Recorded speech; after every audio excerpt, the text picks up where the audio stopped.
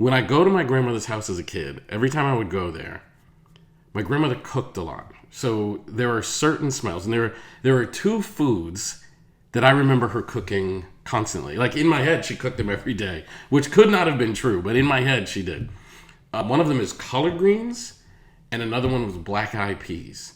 Like in my head, my grandmother's kitchen constantly smelled like collard greens and black-eyed peas. And not too long ago, I was at a friend's house, and this friend was cooking, and she was cooking collard greens.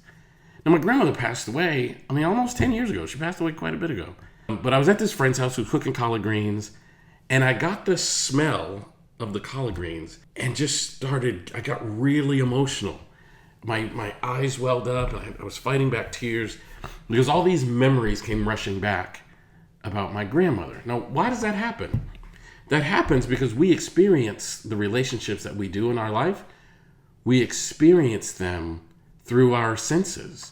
So oftentimes our senses, whether it's a touch or a smell or a taste, can unexpectedly bring us back to a certain point.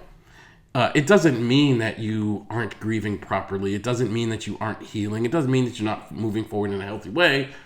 It just means that you have senses, and those senses can be triggered. I did not expect that. I walked into this friend's house.